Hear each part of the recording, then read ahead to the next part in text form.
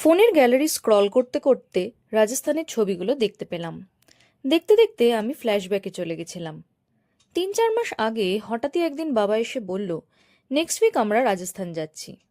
কিছুক্ষণের জন্য আমার মনে হয়েছিল, ঠিক শুনছি তো?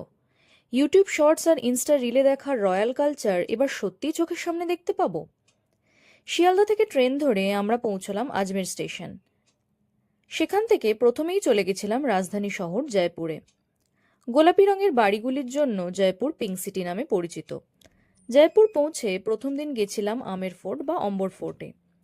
জয়পুর থেকে 11 কিলোমিটার উত্তরে আরাবল্লী পর্বতের ওপর এই দুর্গ অবস্থিত। দুর্গের ভেতরের পরিবেশটা খুব মনোরম ও সুন্দর। এখানে রয়েছে একটি সুসজ্জিত বাগান। এত সুন্দর সাজানো বাগানের সময় কাটাতে কার না ভালো লাগে। দুর্গের দেওয়ালে অসাধারণ রাজকীয় স্টাইলে সূক্ষ্ম নকশা করা। এতটাই সুন্দর ও নিখুঁত কারুকার্য যে দেখলে মন ভরে যায়। দুর্গের ভিতর রয়েছে আরেকটি অসামান্য আর্কিটেকচার, বেলজিয়াম কাঁচের তৈরি শীষমহল। যেহেতু আগেকার দিনে আলোর ব্যবস্থা কম ছিল, তাই মোমবাতির আলোয় এই কাঁচে বিচ্ছুরণ হয়ে মহল আলোকিত হতো।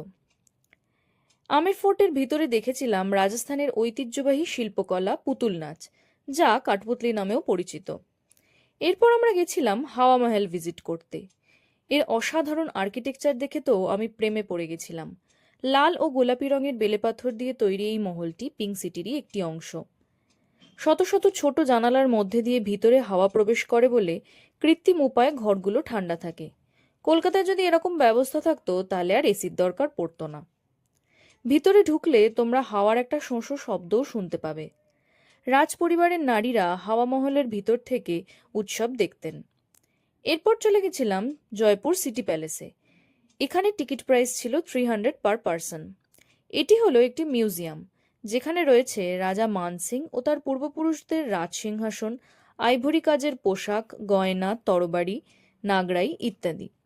রাজস্থানের কিছু ফেমাস ডিশ যেমন ডালবাটি চূরমা, শাহি পনির দিয়ে লাঞ্চ করে জয়পুর থেকে ট্রেন ধরে আমরা চলে এলাম জয়সলমীর শহরে।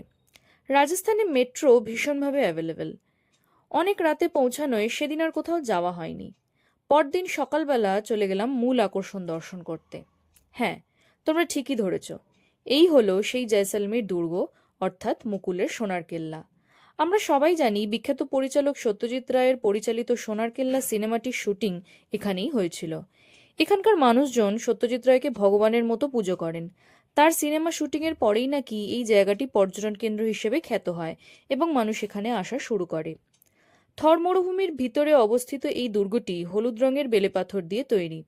পাথরের গায়ে সূর্যের আলো পড়ে সোনার মতো চকচক করে। সেখান থেকেই এর নাম সোনার কেল্লা। এই সোনার কেল্লার জন্যই জয়সলমীর গোল্ডেন সিটি নামে পরিচিত।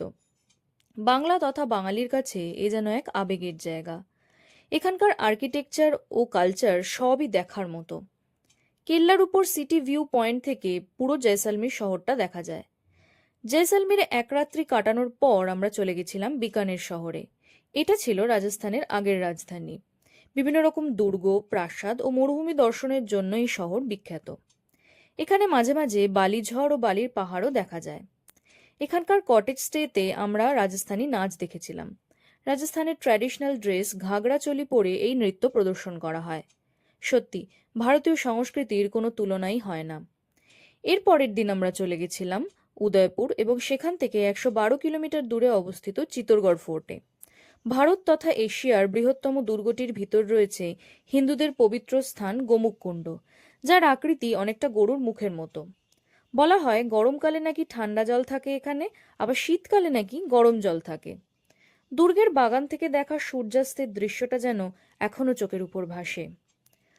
আমি যে সময় ট্রিপে গেছিলাম সেই সময় আমার ইউটিউব চ্যানেল খোলার কোনো পরিকল্পনা ছিল না। শুধুমাত্র স্মৃতিচারণের জন্য যা ছবি ও ভিডিও ছিল তা দিয়েই তোমাদের সামনে এক টুকরো রাজস্থান তুলে ধরার চেষ্টা করলাম। সবাই কমেন্টে জানিও কেমন লাগলো। তাহলে আজকের মতো টাটা, আবার দেখা হবে পরের ভিডিওতে।